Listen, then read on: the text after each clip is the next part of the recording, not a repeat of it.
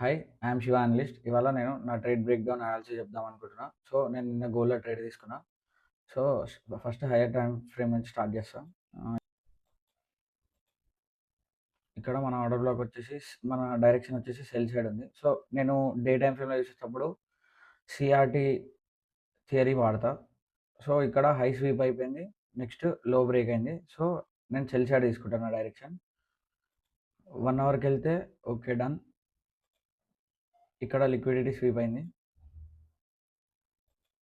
So, ఇది liquidity sweep.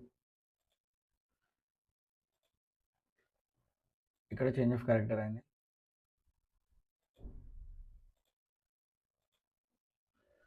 So, next నేను trade తీసుకునే ప్రతిసారి 1 మినిట్ టైమ్ ఫ్రేమ్‌లోనే తీసుకుంటా. సో, 1 మినిట్ ఎక్కడ సైడ్ నేను నా ట్రేడ్ సెల్ సైడ్ ఉంది కాబట్టి సెల్ డైరెక్షనే ట్రేడ్ తీసుకుంటా. అది ఎక్కడ దొరికినా ఓకే నాకు. విత్ కన్ఫర్మేషన్ తీసుకుంటా. సో, ఇది నా ట్రేడ్ ఎట్లొచ్చిందో చెప్తాను నేనిప్పుడు. ఫస్ట్‌లీ మెయిన్ ఇక్కడ మనకు లిక్విడిటీ స్వీప్ అయింది. ఇది లిక్విడిటీ స్వీప్. నెక్స్ట్ ఇక్కడ మనకు చేంజ్ ఆఫ్ క్యారెక్టర్ దొరికింది. సో, చేంజ్ ఆఫ్ క్యారెక్టర్ అయినంక ఇక్కడ ఒక గుడ్ ఇండ్యూస్‌మెంట్ ఉంది.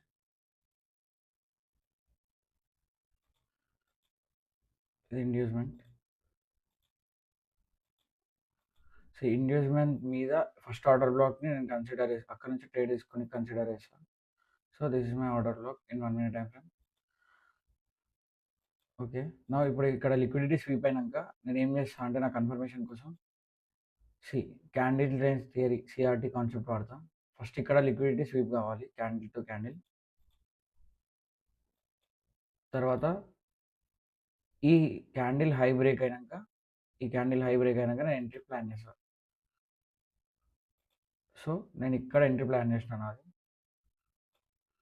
అండ్ 1 మినిట్ లోల నా టార్గెట్ ఈ లోల.